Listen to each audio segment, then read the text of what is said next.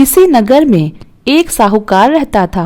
उसके घर में धन की कोई कमी नहीं थी, लेकिन उसकी कोई संतान नहीं थी। इस कारण वह बहुत दुखी रहता था। पुत्र प्राप्ति के लिए वह प्रत्येक सोमवार व्रत रखता था और पूरी श्रद्धा के साथ शिव मंदिर जाकर भगवान शिव और पार्वती जी की पूजा करता था। उसकी भक्ति देखकर एक दिन मां पार्वती प्रसन्न हो गईं और भगवान शिव से उस साहूकार की मनोकामना पूर्ण करने का आग्रह किया।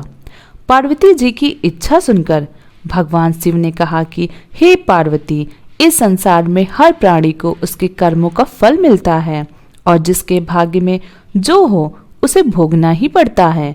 लेकिन पार्वती जी ने साहूकार की भक्ति का मान रखने के लिए उसकी मनोकामना पूर्ण करने की इच्छा जताई।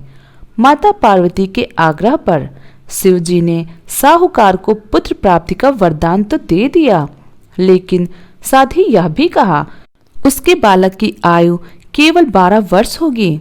माता पार्वती और भगवान शिव की बातचीत को साहूकार सुन रहा था।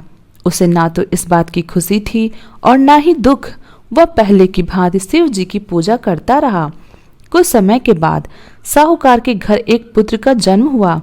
जब वह बालक 11 वर्ष का हुआ तो उसे पढ़ने के लिए काशी भेज दिया गया।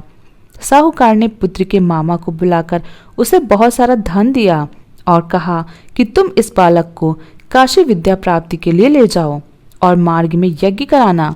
जहाँ भी यज्ञ कराओ वहाँ ब्राह्मणों को भोजन कराते और दक्षिणा देते हुए जाना। दोनों मामा भांजे इसी तरह यज्ञ कराते और ब्राह्मणों को दान दक्षिणा देते। मामा भांजे काशी की ओर जा ही रहे थे कि रात में एक नगर पड़ा, जहाँ नगर के राजा की कन्या का विवाह था। लेकिन जिस राजकुमार से उसका विवाह होने वाला था वह आंख से काना था। राजकुमार के पिता ने अपने पुत्र के काना होने की बात को छुपाने के लिए एक चाल सोची। साहूकार के पुत्र को देखकर उसके मन में एक विचार आया। उसने सोचा क्यों ना इस लड़के को दूल्हा बनाकर राजकुमारी से विवाह करा दूं। विवाह के बाद इसको धन देकर विदा कर दूंगा और राजकुमारी को अपने नगर ले जाऊंगा। लड़के को दूल्हे के वस्त्र पहनाकर राजकुमारी से विवाह कर दिया गया। लेकिन साहूकार का पुत्र ईमानदार था। उसे यह बात न्यायसंगत नहीं लगी। उसने अवसर पाकर राजकुमारी की चुन्नी के पल्ले पर लिखा कि तुम्हारा विवाह तो मेरे साथ हुआ है, लेकिन जिस राजकुमार के संग तुम्हें भेजा जाएगा वह एक आंख से काना है। मैं तो काशी पढ़ने जा रहा हूँ। जब राजकुमारी ने चुन्नी पर लिखी बातें पढ़ी तो उसने अपने माता पिता को यह बात बताई। राजा ने अपनी पुत्री को विदा नहीं किया, जिससे बारात वापस चली गई। दूसरी ओर साहूकार का लड़का और उसका मामा काशी पहुंचे और वहां जाकर उन्होंने यज्ञ किया। जिस दिन लड़के की आयु 12 साल की हुई उसी दिन यज्ञ रखा गया। लड़के ने अपने मामा से कहा कि मेरी तबीयत कुछ ठीक नहीं है। मामा ने कहा कि तुम अंदर जाकर सो जाओ। शिव जी के वरदानानुसार कुछ ही देर में उस बालक के प्राण निकल गए। मृत भांजे को देखकर उसके मामा ने विलाप शुरू किया। संयोगवश उसी समय शिव जी और माता पार्वती उधर से जा रहे थे। पार्वती ने भगवान से कहा, स्वामी, मुझे इसके रोने के स्वर सहन नहीं हो रहे हैं। आप इस व्यक्ति के कष्ट को अवश्य दूर करें।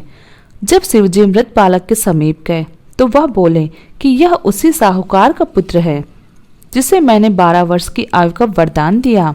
अब इसकी आयु पूरी हो चुकी है।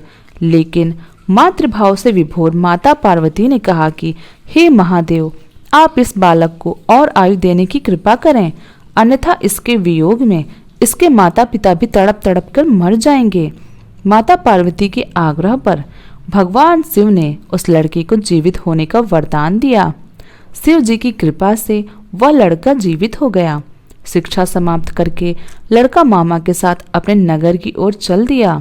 दोनों चलते हुए उसी नगर में पहुंचे जहां उसका विवाह हुआ था। उस नगर में भी उन्होंने यज्ञ का आयोजन किया। उस लड़के के ससुर ने उसे पहचान लिया और महल में ले जाकर के उसकी खातिरदारी की और अपनी पुत्री को विदा किया। इधर साहूकार और उसकी पत्नी भूखे प्यासे रहकर बेटे की प्रतीक्षा कर रहे थे। उन्होंने प्रण कर रखा था कि यदि उन्हें अपने बेटे की मृत्यु का समाचार मिला तो वह भी प्राण त्याग देंगे। परंतु अपने बेटे के जीवित होने का समाचार पाकर वह बेहद प्रसन्न हुए। उसी रात भगवान शिव ने व्यापारी के स्वप्न में आकर कहा, हे श्रेष्ठी, मैंने तेरे सोमवार के व्रत करने और व्रत कथा सुनने से प्रसन्न होकर तेरे पुत्र को लंबी आयु प्रदान की है। इसी प्रकार जो कोई सोमवार व्रत करता है या कथा सुनता है और पढ़ता है, इसके सभी दुख दूर होते हैं और समस्त मनोकामनाएं पूर्ण होती हैं। हर हर महादेव।